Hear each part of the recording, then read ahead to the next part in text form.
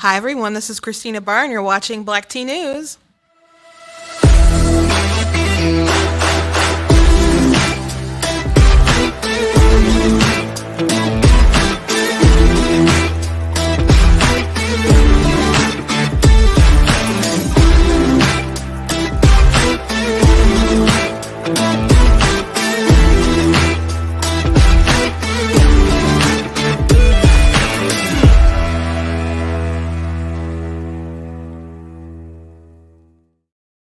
Hello, hello, hello. Welcome to Black Tea News. I'm your host, Christina Barr, and today we're going to be talking about how they are already beginning this great segregation with those who have a vaccine and those who don't want to for whatever reason.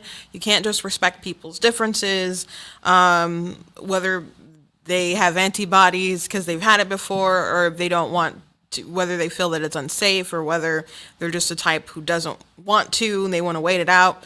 Whatever reason, we got people already who's saying that we need to be segregated, who's saying we need to make life as difficult for the unvaccinated as possible. And so in New York, surprise, surprise, they have drawn first blood as far as requiring proof of vaccination to have a normal life. And so that's their goal, because they want to nudge people. They call it a nudge, but it's like you're twisting people's arms very hard right there.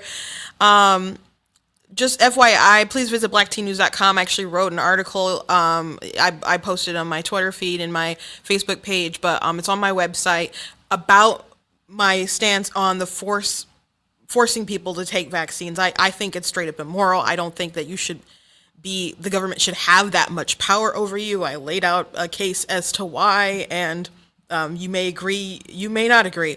I don't think you have to be against vaccines to be or for vaccines to either or to be against forced vaccination.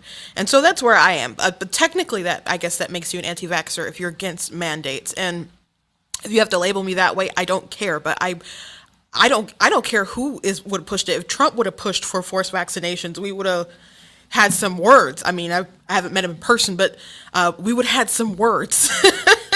So it's not just that de Blasio or Cuomo or Biden or whoever is putting that in the atmosphere. I really genuinely don't like it. I don't feel like the government should have that much power. So you can go to blacktnews.com and check out that article. Please share that around to people, because I do feel that the government should not have that much power. So we're going to be talking about New York and their push to do that.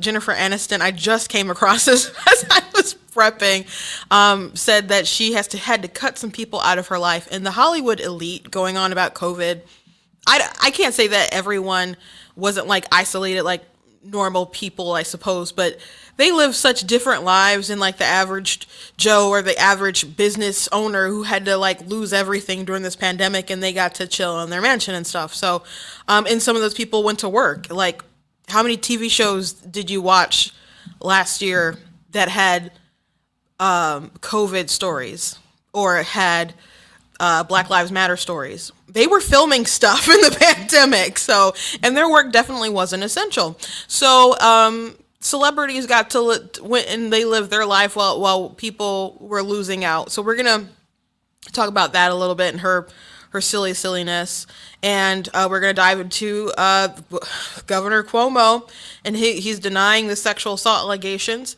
on him. So we're gonna go through briefly what they're alleging with some things, and he's denying it, and there's clearly proof that he's lying about at least some things. But will he step down? Will he not step down? Only time will tell. But he seems pretty adamant about not doing that, and I think he has reasons. And also want to talk about the Joe Biden administration just totally gaslighting on gun violence and gun crimes, and I feel like Obama and them, they lied all the time, but they were really chill about it, you know? They were very kind of stealthy, far more stealthy than Biden. Like blatantly will lie to your face with no chill, with no cool about it, and the media will just like do everything they can to to try and cover for Biden. And so it's really weird. It's really strange. I mean, I guess it's not weird. We can just consider they're just partisan hacks. But a blatant liar. People hated Trump and claimed he lied all the time. Biden, now Trump was like a master exaggerator. Let's be real. That's what I like to refer to him as. He's like a master exaggerator, you know. But Biden straight up lies, straight up lies. But before we jump into all the stories today, again, I already encourage you guys to go to blacktnews.com. I do want to thank Brighter Michigan PAC for being a sponsor today, and as always, they do not, you know, they're not my boss. If you're triggered by anything that I say, you cannot go complain to them. No one cares. No one cares. I am free here, but I do appreciate having the opportunity to use their studio. They do some great work over there. So it's a friendly relationship. Also, please check out the merchandise we got at the store. We got, you know, these goat hoodies in different colors. You know, I am not the victim you're looking for. Which I made that after the Gina Carano situation, honestly. But it's so funny how people are so dead set on protecting Disney, especially the access media and some of the fandom. They will jump to, you're a sexist person if you don't like the new Star Wars films, instead of it being about the writing or anything like that. It's just, I've gotten into some really bizarre conversations, and I've talked about it a bit on the show. Maybe I'll talk about it some more, since like I just had a fresh thing today that I was going back and forth with someone on TikTok about. It's just really odd to me. But other things you can also get on the site, some things with my logo on it. And this is like the newest one I did. This "You Are Not That Special" shirt. Get that for the people who think that their feelings are supposed to matter over the facts. Well, not get that for them, just wear that in front of their face is really the goal. The trolling. It's always the trolling.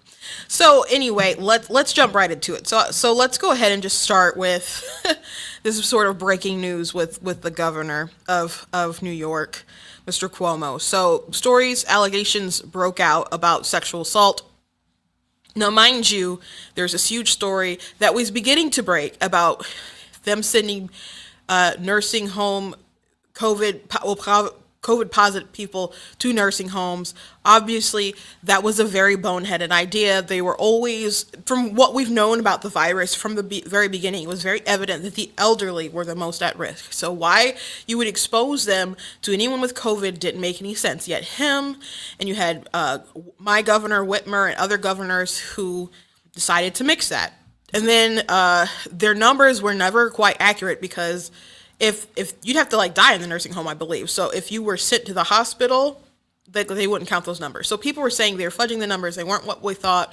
And so there was some right-wing media that was reporting on it for some time, but the mainstream media didn't kind of quite start to talk about it until, well, after the election, like really until like, they did not talk about it really as it was happening for quite some time. They really waited a very long time to talk about it. So an investigation is absolutely warranted into that. He definitely should be held accountable, especially as they were upholding him as America's governor.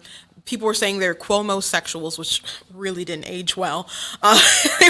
He had an Emmy for how he handled, you know, he was on TV doing his segments, which he was really rude to reporters and other folks. So I don't understand that as well, but they just wanted him to be the contrast to Trump. So they had to look up to him while they bashed Trump.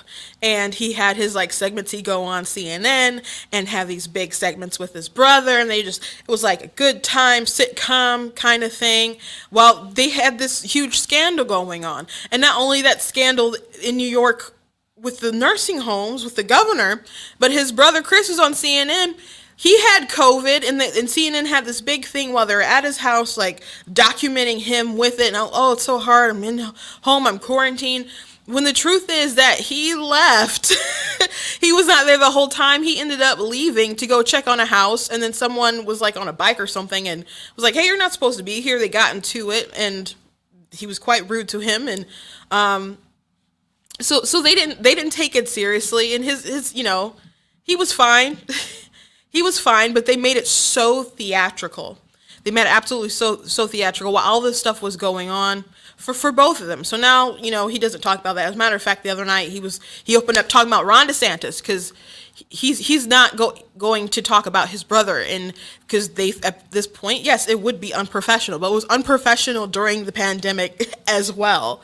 So it seemed like maybe perhaps they were going to start talk about it, and maybe they were going to start talking about the nursing home stuff in other states too. And then the sexual assault allegations dropped. Now, I'm not trying to dim them at all, and I'm not making the case that they're not real. They're totally seem to be legit. Because some of his story isn't adding up. Some of his denial isn't adding up right away. But it's my belief that they brought these allegations up because they wanted to pressure him to leave. Because they don't want to draw attention to the nursing home scandal, because then they have to look at other people. I don't know how many other people might be tied, who might be, if there's anyone of any higher accountability, who would be tied to whatever possessed them to make that decision and to fudge those numbers and whatnot. But there are other governors who were Democrat who did similar things. And so as people thought that Cuomo was going to be held accountable in Michigan, we're like, oh man, maybe this will open up the door to the media actually looking in on this as far as Governor Whitmer. And I mean, Newsom's in trouble. I mean, he's having his recall, but he was a part of it. And then there are other Democrat governors. So we thought this was going to be the opportunity to start looking at that. I think they wanted to shut down that conversation. So they wanted to take him out another way. So all this stuff start coming to light. And a push for it. And support for it. And pressure for him to step down. But he said no. He denied it all. And he said, I'm not stepping down. And he probably could foresee, he knows these people. He's been in this a part of the gang for a very long time. He knows how they operate. And he was like, I'm not about to be the sacrificial lamb. I'm not about to go down for this. I'm going to bulldoze my way through it. And so he did not resign. So they did an independent investigation. And so yesterday there's a press conference with the Attorney General with the findings of the special investigation, and they're going through it. And even at first, when they started talking about the allegations, things sounded bad, but you didn't know quite how bad they were. Was it like a couple jokes that are kind of spicy, but that are like really bad because of a professional setting, or are they like really, really bad? And is it, just like creepy, like Joe Biden creepy touching, like that you would see, which Joe Biden is creepy touching, or did it get more sexual? So the answer is sexual. The answer is sexual. So they listed a couple examples of him like reaching in people's blouses and scooping up and then touching bosoms and touching private parts and other things like that. So I'm going to play. This is like a snippet of the press conference and then his rebuttal. The independent investigation has concluded that Governor Andrew Cuomo sexually harassed multiple women, and in doing so violated federal and state law. Specifically, the investigation found that Governor Andrew Cuomo sexually harassed current and former New York State employees by engaging in unwelcome and non-consensual touching and making numerous offensive comments of a suggestive and sexual nature that created a hostile work environment for women. Over the past several months, you have heard a number of complaints brought against me. I called for an independent review, and I said at the beginning I would let the process unfold. I didn't want anyone to say that I interfered. I said I would hold my tongue, and I have, making only limited comments. It has been a hard and a painful period for me and my family, especially as others feed ugly stories to the press. But I cooperated with the review, and I can now finally share the truth. My attorney, who is a non-political former federal prosecutor, has done a response to each allegation, and the facts are much different than what has been portrayed. I want you to know directly from me that I never touched anyone inappropriately or made inappropriate sexual advances. I am 63 years old. I've lived my entire adult life in public view. That is just not who I am, and that's not who I have ever been.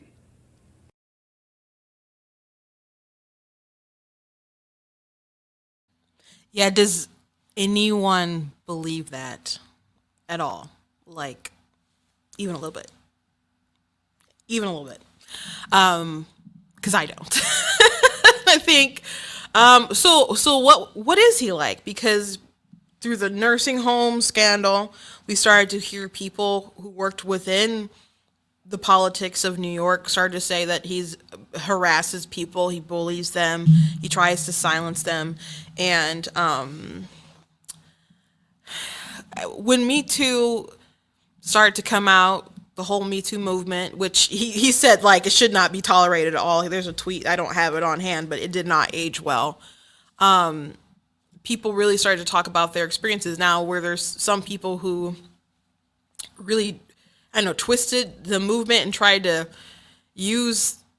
bring up things that weren't even like things that would qualify. Yeah, but there were a lot of people who opened up about their experiences with people in authority, with in large scale, and then like people I know personally. This kind of behavior, it may not happen as publicly in the limelight, but it does happen more than you think, more than you know. And there are people who are, it can happen to men or women. Women and men can be the aggressors. But when it happens, some people are embarrassed and they don't mention it. Some people are afraid and they don't mention it. There was one woman who he had sexually assaulted in the allegations, who was going to just take it to the grave, I guess.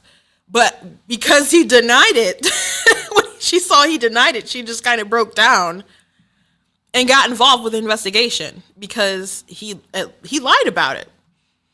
And then she got to hear him deny it, and she got to know full well how he made her feel. So she came forward. They took a lot of time, investigated a lot of people, and they worked with him too. There's one thing that that he denied, which was pretty interesting. So Cuomo denied singing a song, "Do You Love Me," to Miss Bennett, who really started off the things with the investigation. And he denied it and said he didn't even know the song.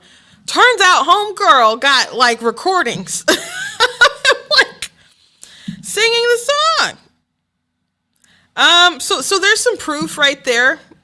So I don't know what all sort of denials he's going to have with his lawyers. But we know he's a liar. And he and his brother have lied. They'll twist things for their own agendas. I mean, you can't trust career politicians too often anyway, but I mean, he's a really kind of slimy guy. I mean, the nerve of writing a book about leadership during COVID, knowing full and well what they did with the nursing home thing. To have the nerve to write that, to put that out there with that sort of thing looming in the atmosphere, to accept an Emmy nomination knowing what they had done, and that they were not only that it happened, that they're not like taking accountability for it, and then they like tried to hinder the numbers. It's just really crazy. It's really, really crazy. And people covered for him. There's a comment here about how the media, they're a bunch of bad actors. I absolutely agree. Absolutely agree. So I'm glad. I think he should be held accountable. to the fullest extent of what the law can do, at the very least, him stepping down. But I do not want this to be the thing that they focus on to remove all sort of suspicion or accountability from the nursing home scandal. I think we can do both at the same time, and we should do both at the same time because it's still extraordinarily important. So his full denial, I believe, is about 20 minutes if you want to go check that out online.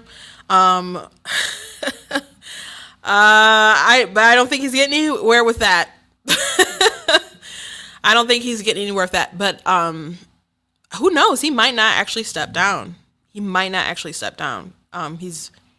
depends how much they pressure him to do so. But he knows how these people work.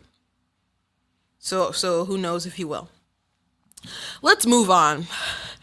I didn't start with a meme of the day, but who needs to start with a meme of the day when the president is such a joke?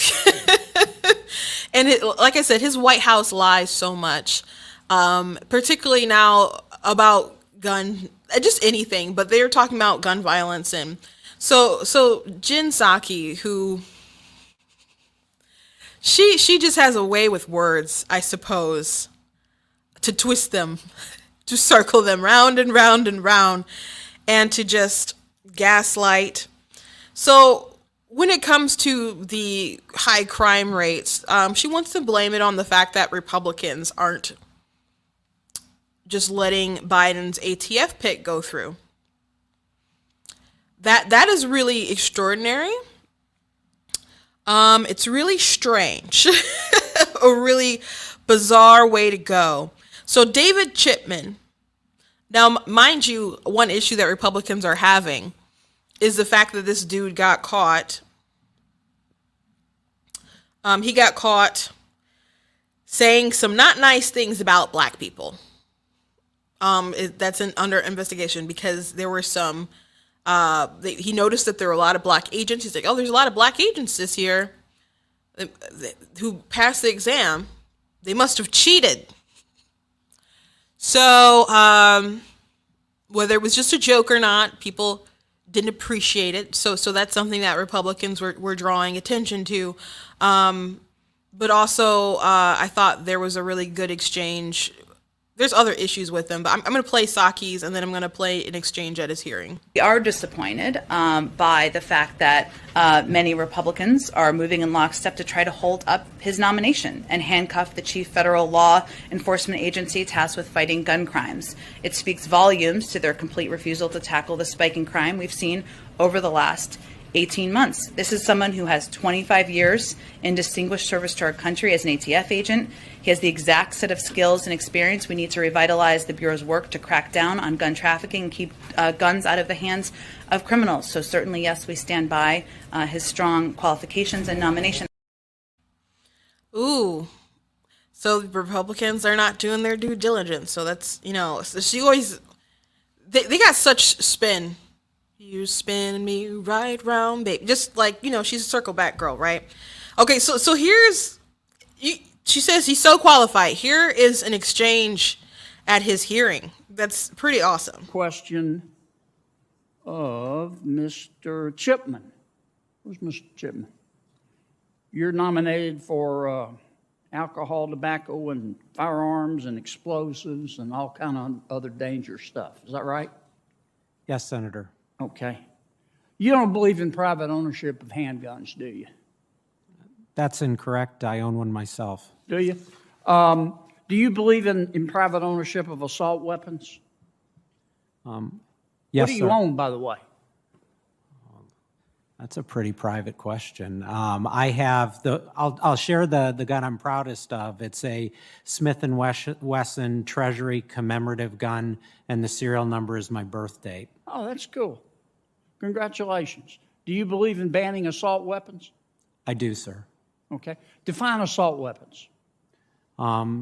Assault weapons would be something that members of Congress would define. Well, how do you define it? You're going to be running the agency. Senator, I think this is a good question. If I am confirmed as ATF director, I got 35 seconds left. Define it for me, would you please, sir? What's an assault weapon? Yeah, Senator, the bill to ban assault weapons what is your dozens of definition of an pages. There's assault no way I could define an assault weapon. You don't have in any. You're 30 going to run this agency, and you don't have a definition of assault weapon. But I would be enforcing the definition that members Yeah, of but you're Congress going to be passed. issuing rules and regulations. Just give me your definition. I'll give you one definition that ATF Give me your currently definition. uses. One definition that ATF currently Give me your definition. I can give you one definition. If you won't that ATF answer my currently question, how can I vote for you?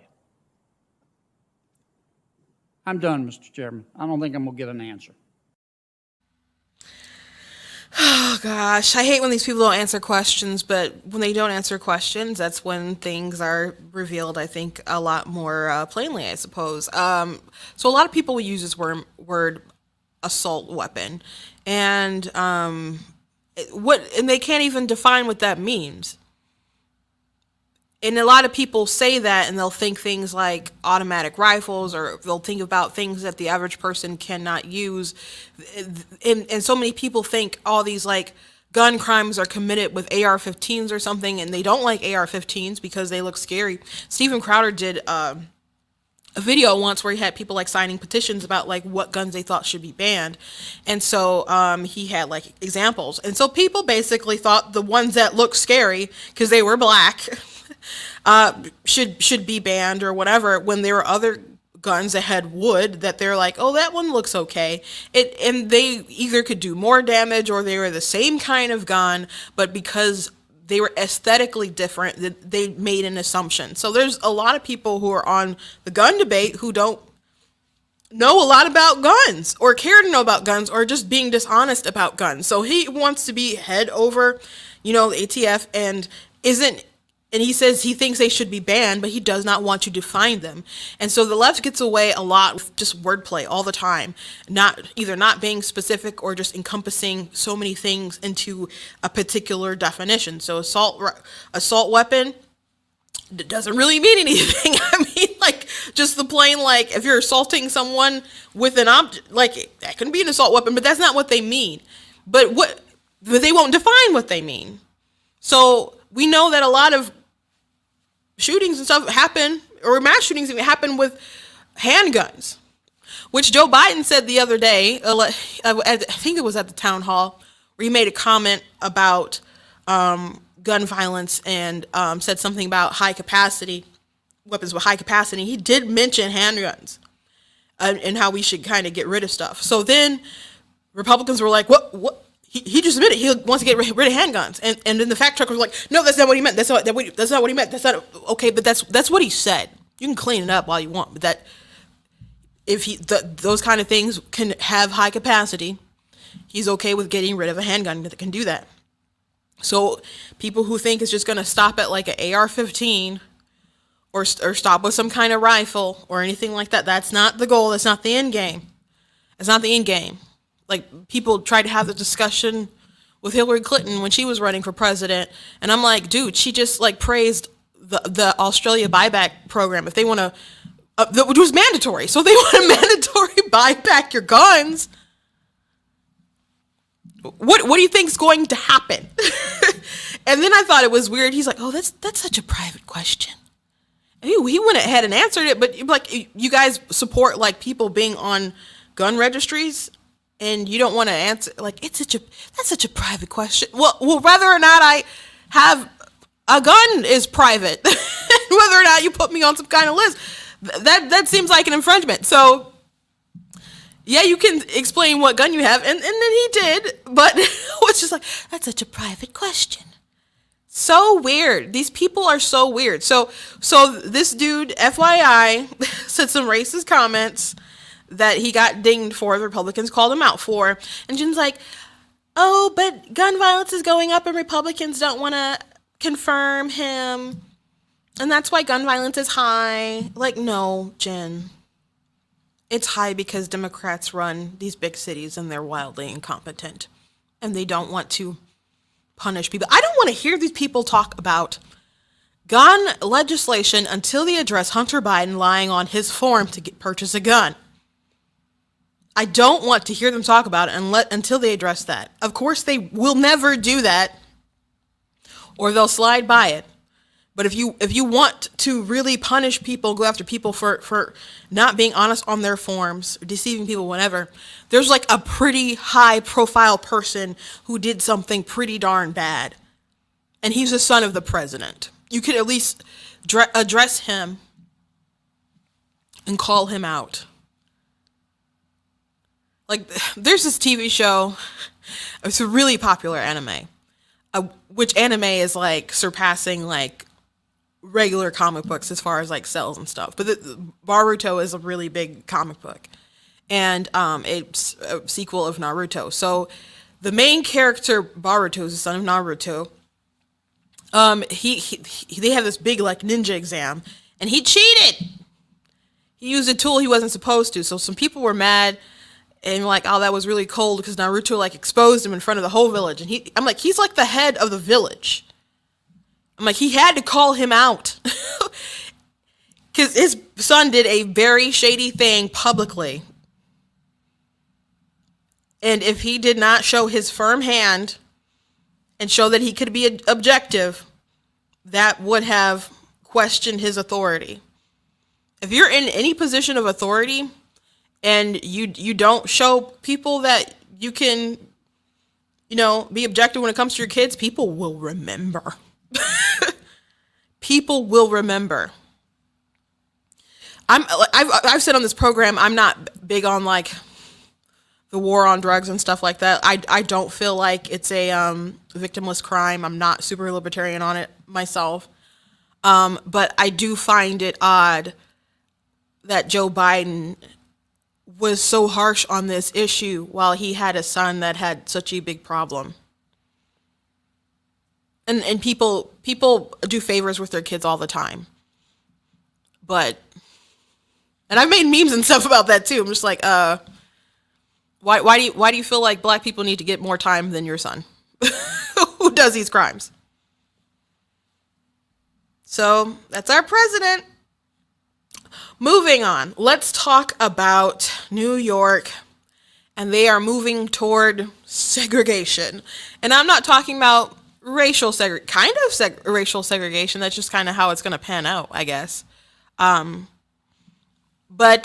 with the vaccinated and the unvaccinated. So they are taking the step to do vaccine passports. And so we heard about it a little bit about maybe leading up to it before, but now we've gotten to the point where they're doing the push. So I'm going to play a clip of Cuomo, who was talking about it before, and then I'm going to play de Blasio, who is actually going to put it into effect. Private businesses, I am asking them and suggesting to them, go to vaccine-only admission. Go to vaccine-only admission. Okay, so he was urging for it, and so now we've got de Blasio actually like going for the push. So today I announce a new approach, which we're calling the key to NYC Pass, the key to New York City. When you hear those words, I want you to imagine the notion that because someone's vaccinated, they can do all the amazing things that are available in this city. This is a miraculous place, literally full of wonders. And if you're vaccinated, all that's going to open up to you. You'll have the key. You can open the door. But if you're unvaccinated, unfortunately, you will not be able to participate in many things. That's the point we're trying to get across. It's time for people to see vaccination as literally necessary to living a good and full and healthy life. The key to NYC Pass will be a first-in-the-nation approach.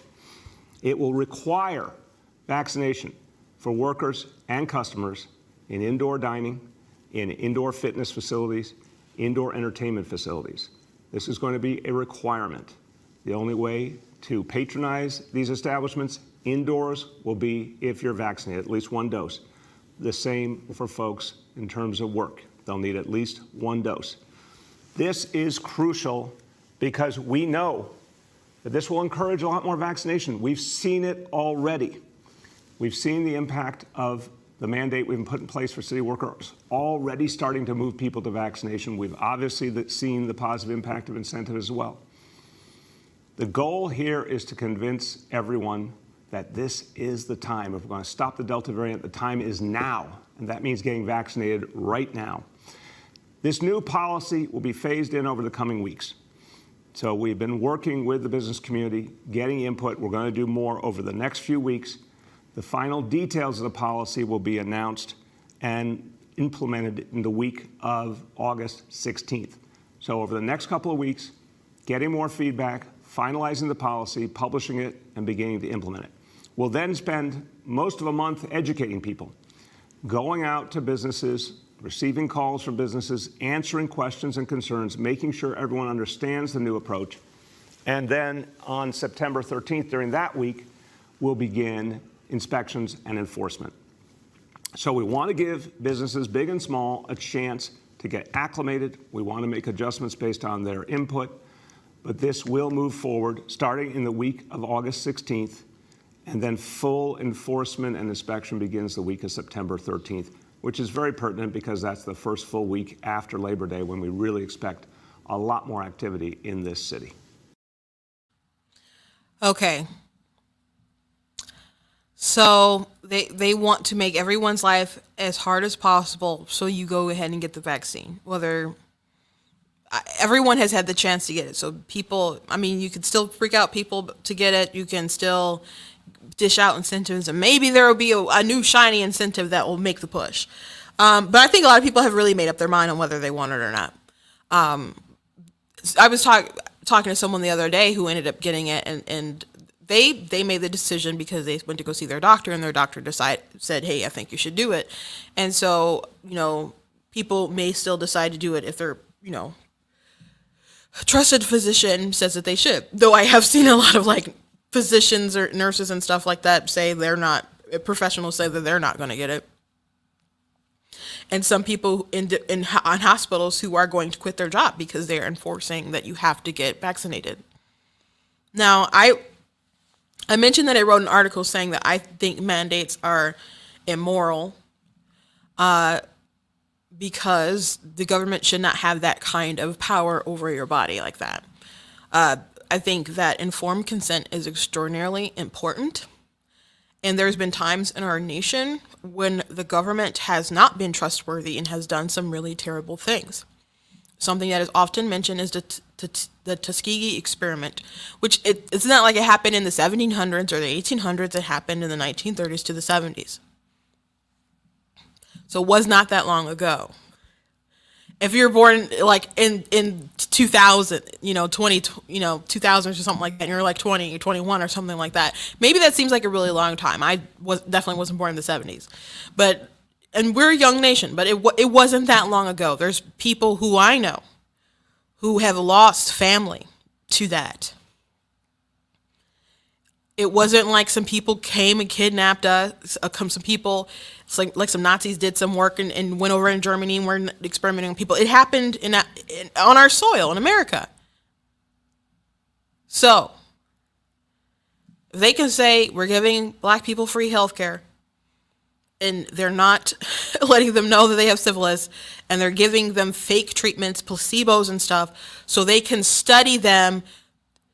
The goal was to see how syphilis was untreated.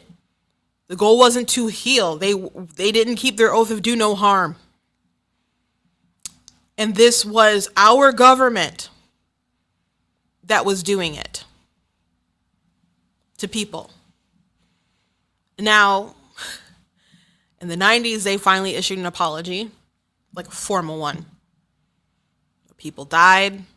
People passed it on to they were doing it's passed on to female partners, kids. The kids got it. Apology isn't good enough, but what we can do is at least learn from history so we won't repeat our mistakes. And one thing people need to learn is that you should not trust the government like that. You cannot and should not trust the government with that much power. And now you have in New York, the government is saying in order to go places, to participate in life, the goal. Now they're not saying mandating that you have to come to X spot so we can mark you here, but that is the goal. That is what they are twisting people to do. They're trying to break you down. So here's a really big problem. Who is de Blasio willing to assume liability? Yesterday I talked about some kids, young people who are dying from the shot. That's not a conspiracy theory. It's happened.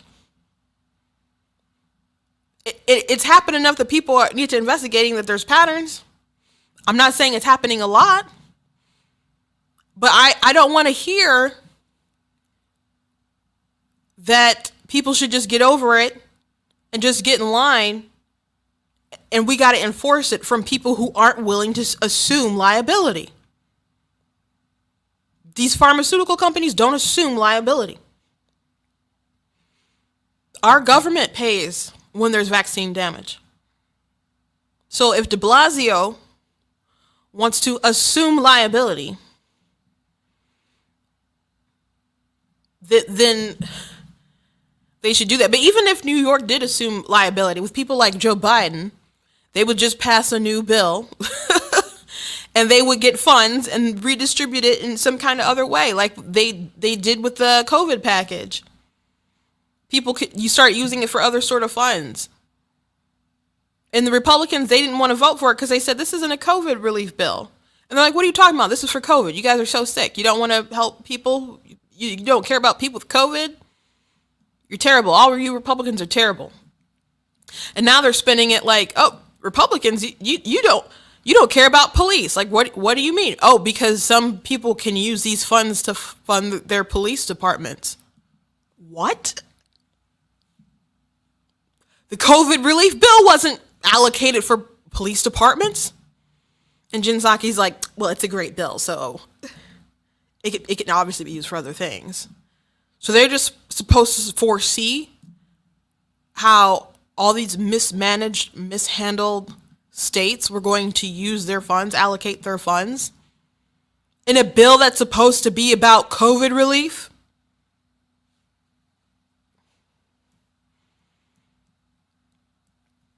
So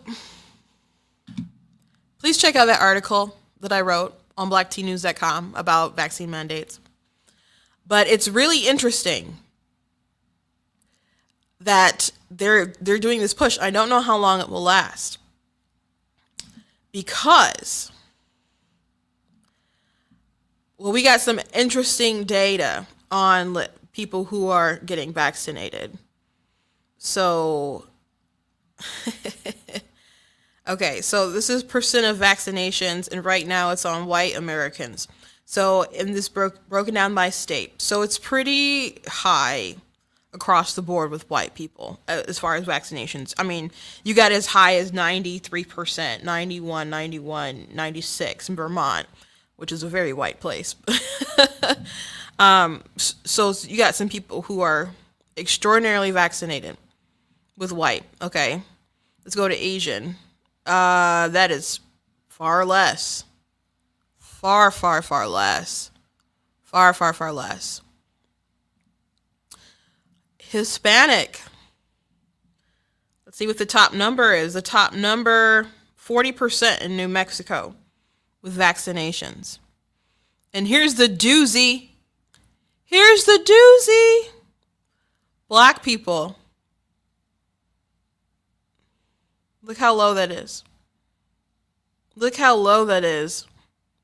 The highest is in the District of Columbia at 43%, which is funny because they're like going back to masking and stuff when they are really, really high as far as the percentage of people who got vaccinated, but it's still not enough. They still want to enforce mask mandates and so on because it's about control. People laughed at people for saying that this is about control. It's clearly to the point where it's about control. So what's going to happen when they don't let the minorities into restaurants, into gyms, into theaters, into all these different places because they're not vaccinated? You know, the left is so obsessed with race and racial disparities, and Ibrahim Kendi, and he has this, you have to be an anti-racist. And so they believe that if there's a disproportionate effect somewhere that racism is probably looming. So is this a racist policy? Now, we know he's an anti-Semite. He did some really shady things to the Jewish community during the lockdowns. Really, really, messed up stuff. But this is going to affect a lot of minorities, obviously. Where is New York? New York, 13%. 13% of black people vaccinated. And they're saying that you're not going to be able to, your life has to be so difficult that they are trying to force you to get it. I think the more that they force it, the more people are going to be adamant about not wanting it. Like, there's going to be people who break down, who don't just want the hassle, but to the people, there's people who are indignant about it and aren't going to do it. There's people who have done the research and they just don't want to do it. There's people who feel that their immune system is good enough. There's people who've had it, and there's people who just have that I'd rather not mentality. But there are people who are like legitimately conspiratorial about it. And they already think some dark things. So while they have all these mandates and these pushes and these raffles and they're paying people, and the government does have a history of doing some not great things, especially to minorities, using them as guinea pigs or for forced sterilizations and other sort of things, I think you're just making things worse. I think you are legitimately just making things worse. Now, if you wanted to partner with doctors or something and people could go to their own physician and they would convince them, like, that would be something that maybe ease more people in. But the government coming in and saying, we got to force you guys to basically do this, you're making it worse. Ever seen Monsters Inc? You're making it worse. You're making it far worse for people. They don't trust stuff like this. They do not trust stuff like this. I did a video about Joe. I talked about this and I played on one of my last week on my Let's TikTok about it. But I did a TikTok with Joe Biden after he said that line, "I don't care if you think I'm Satan reincarnated." And so I took other clips of things that he said. Now, the video is widely out of context. I don't hide that at all. But it's supposed to be a joke. A lot of people don't take it as a joke. And so many people have done duets and stitches on, well, I guess it's just mostly duets and stuff on TikTok where they just basically they play it on their particular profile. And I'm surprised at the amount of black people who have taken it and just reposted it. Now, there are black conservatives, and I guess we all kind of fall within our particular algorithm, but there's people who have never seen before. So many people just like taking it and being like, see here? Like, we got to pray. I'm like, I did not mean to make an end time, sort of message about it, but people are, we'll just say scary. People are scary. So when you keep doing stuff like this, the forced vaccinations and stuff, people don't like it. People don't respond to it well. They're very, very suspicious of it.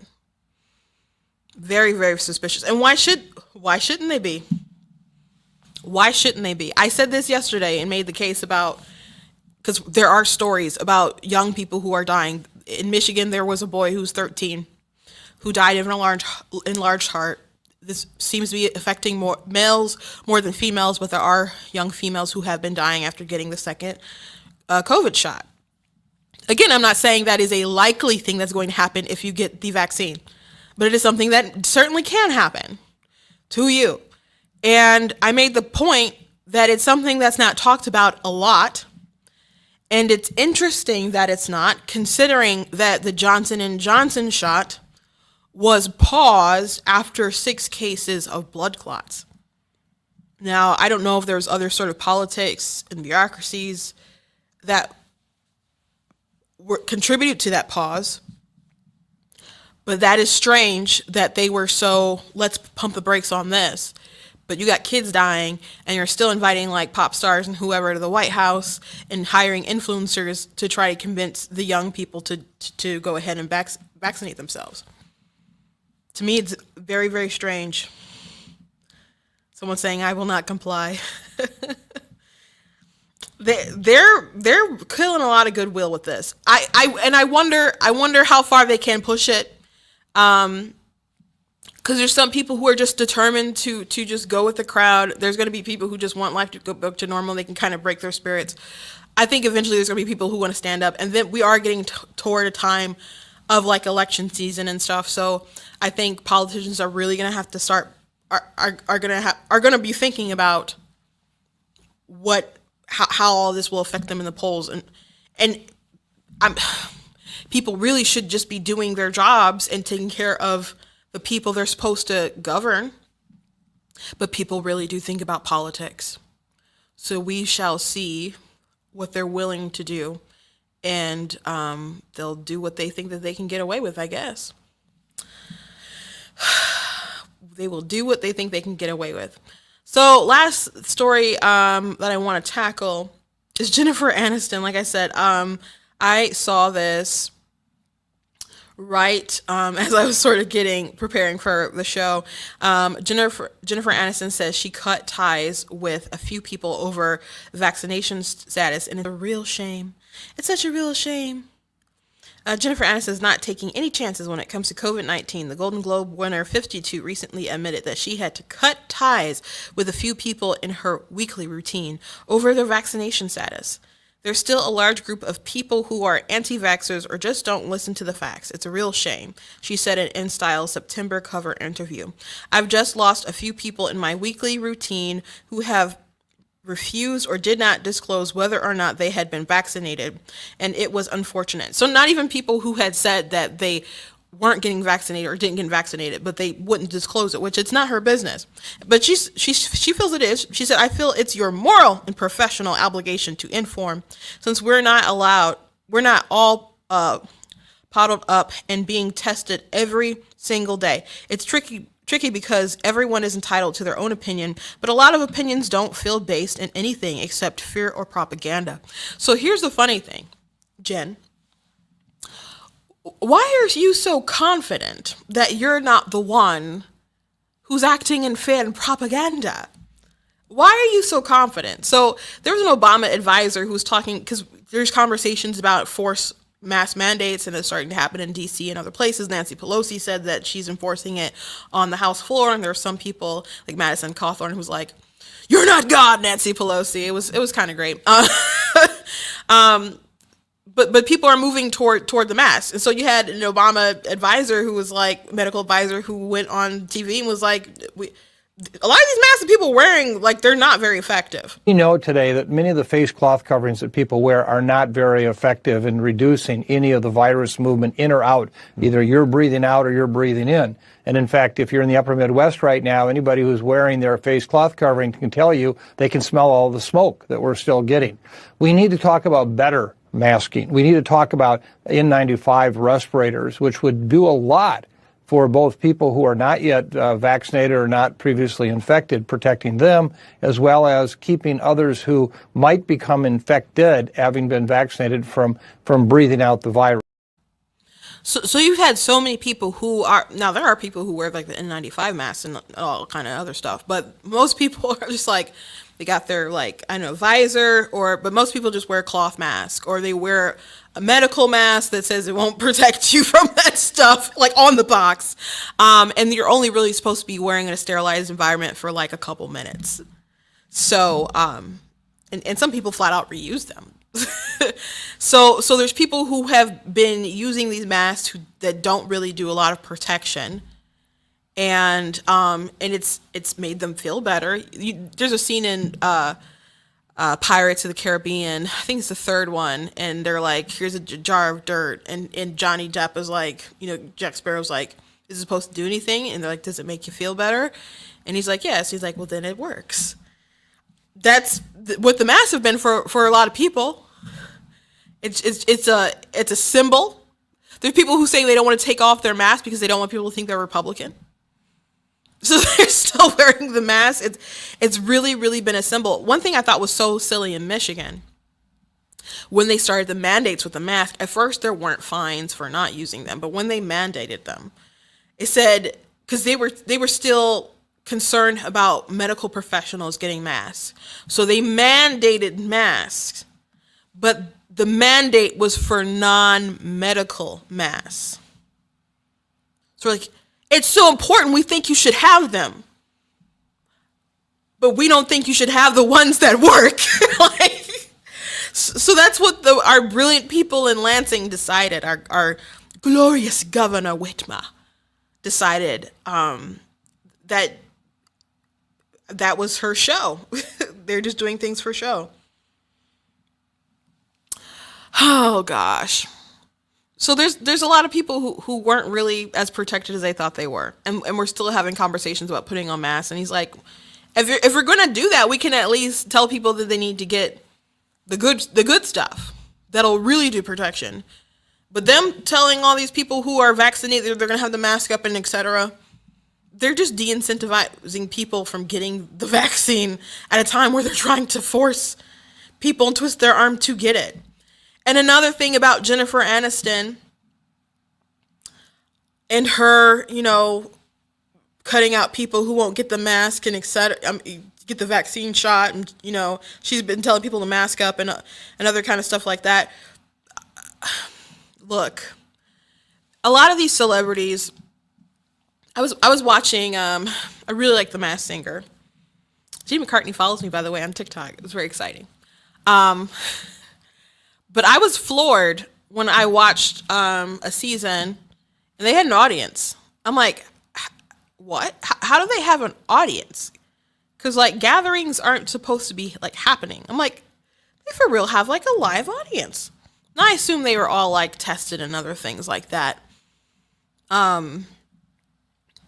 But still, it's a TV show. It's a TV show I enjoy, but it's like there's people who can't. Why is the entertainment industry, and granted it's a big industry, I suppose, in California, but why is that more important than someone's restaurant or their flower shop? And so a lot of these people got to continue working on TV projects and so on. And I'm not saying they weren't masking or taking tests or precautions, anything like that. But if all these other people had to not go to work and so on just to kind of stop the spread from happening, there's people. It's more vital to the crew, I guess, would need the more money more than like the actors and so on. But they could have tried to find a way to pay people just like other businesses had to try to find a way to pay people. But they film more TV shows. They film stuff with plots involving COVID, so they're working to pump out new stuff. And then they started pumping out storylines that had a lot to do with Black Lives Matter. So people were working. People were filming TV shows, reality shows. People were going to exotic places. And I'm not saying they weren't taking precautions. But not these people weren't hauled up in their houses like everyone else. And I'm not saying that Jennifer wasn't. But a lot of these like elite people who were condemning or encouraging other people to just to stay home, be safe. Like Arnold Schwarzenegger did a video early in the pandemic about like stay home or something like that. It's like, look at your property, man. Like, does he have like a zoo or something on his land? Something crazy? Like, it's not the same. But anyway, on Masked Singer, they had like a after show special or whatever. And they had JoJo Siwa did an interview with her. And she's like, oh, it's so hard. Being at home makes you go a little stir crazy. And this girl is in a room with like the walls have like sprinkles on them for some reason. It's just she has a candy room. She's loaded. She does a lot of kid stuff. I first saw her on like Dance Moms. And then all of a sudden I was like, JoJo's super famous? What? But she has a room with just like sprinkles just all over the walls. Like, and I don't know if they're individually placed or whatever. And it's just a big candy room. Like, do you have a candy room in your house? Do you have a candy room in your house? No. No, you're not living a similar life of everyone else who just want to go back to work so they can feed their kids. So these celebrities are like, oh, stay home, be safe. What celebrities could have done to help support some businesses is to like call them up and be like, hey, can I buy X amount of product, and and they can ship it or give it or whatever they want to do. But there are ways that celebrities really could have helped people. If, if they, and I'm not saying that's something they had to do, but I just found a lot of the goodwill stuff it just fell flat with me. It just really fell flat with me. Oh, thank you. Enjoying my content. I appreciate all you guys who watch, who share, who subscribe. I appreciate you guys a lot. Thank you so much. So people like Jennifer Aniston, like the Jersey Shore people, they like rented out a resort, I think, or something, and were shooting stuff there. They just lived in a totally different world than the most people. So when they go on and talk about people, like and who knows who she's talking about? She could be talking about a hairstylist. She could be talking about people who, I don't know, clean her house. I don't know who the people in her life she felt like she had to cut out because they won't. Not even that they're not vaccinated, that they won't tell her whether or not they're vaccinated. And she thinks that they're the ones who are, she's like, everyone has their opinion, but so many people are listening to propaganda. How much propaganda have you listened to, Jen? Because we've been told a lot of lies throughout the past more than a year. The biggest lie was 15 days to slow the spread.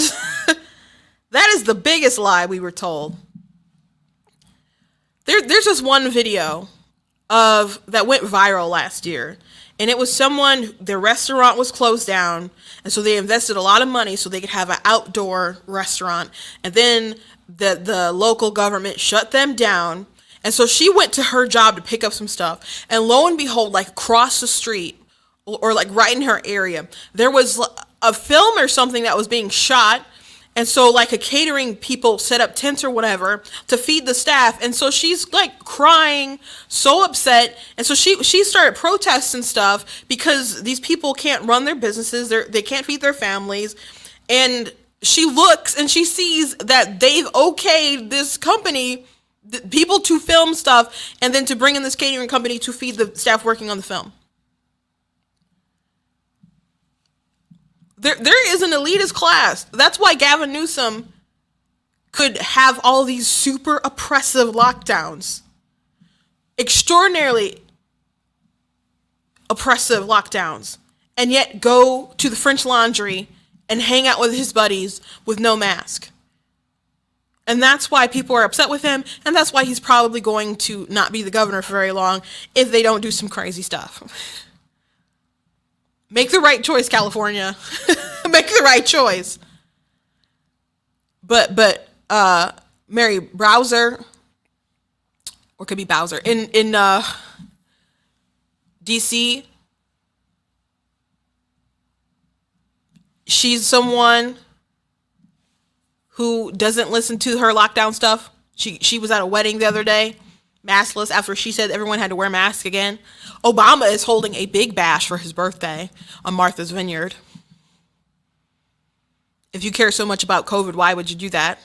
I understand people need to live their lives, but if you wanted to be an example, you could always just Skype it. You could have a massive Skype party. A lot of people would think that was cool. Like Jim from The Office, I can't think of his name. The actual actor. Like he started doing his good news thing. He was doing like proms for people, bringing in guests from The Office and stuff. Obama could have a huge like party online. If people are really concerned about Delta variant and whatever, he doesn't need to have a big bash on Martha's Vineyard. But these people live totally different, and they don't care. You were acceptable collateral damage out of all of this. And the goal was power. The goal was control. A goal was to get Donald Trump out of office. and you were an acceptable sacrifice. They don't care if you lost your business. They don't care if your kids were depressed. The teachers' unions didn't care about how your kids were functioning, how lonely they were. They were trying to squeeze out the government so they could get as much money as possible passed. They could have money coming in from the COVID relief bill that extends further than than immediate access. Why do you need it a couple of years from now if you need it for COVID? That's a good question. So, Biden was coming after DeSantis, other people coming after DeSantis for how he's like handling things going forward. And he's like, I'm listening to the science. We're not going to just make our kids mask. That's something that the parents can decide or whatever, but we're going to listen to the data. We're not going to scare people. So I don't know what Miss Aniston is listening to. I don't know what world she's living in. I don't know if when she heard Trump say that this could have been like man-made, with the Wuhan lab, and everyone's like, oh, he's so crazy, and then stuff came out and it was like, oh, this possibly could have been in the lab. Like, was she like, oh my gosh, we got some disinformation?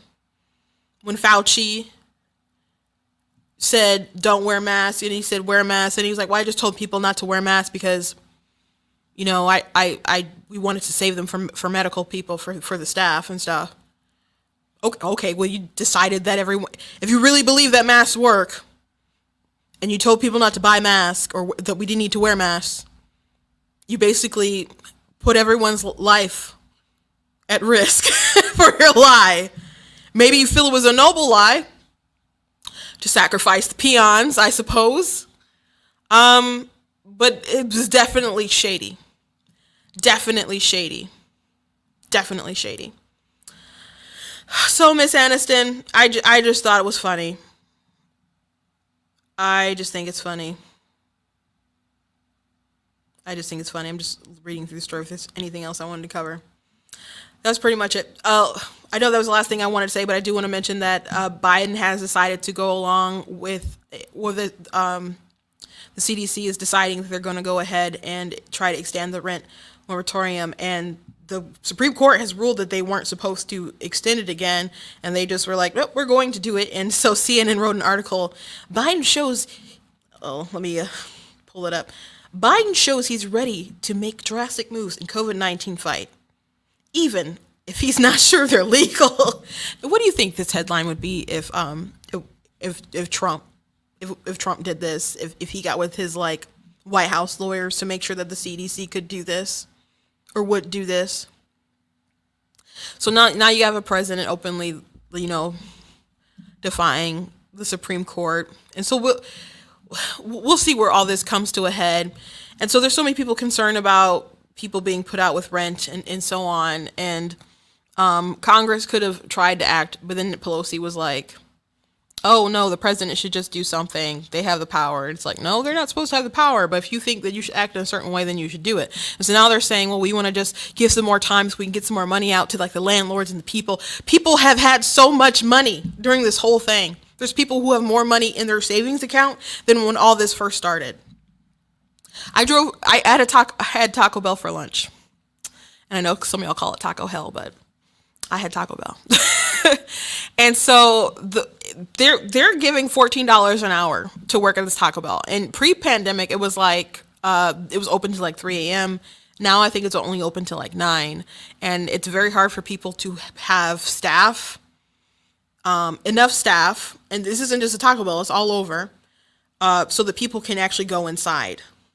So you can have both options. Most people are only directed at the drive-thrus or people doing like DoorDash, getting those orders ready. If you walk into like a fast casual restaurant like Cadoba's or something, like you can't even just come in. You have to like order online because sometimes they only have like 2 people working in there. Because there's a lot of people who don't want to work.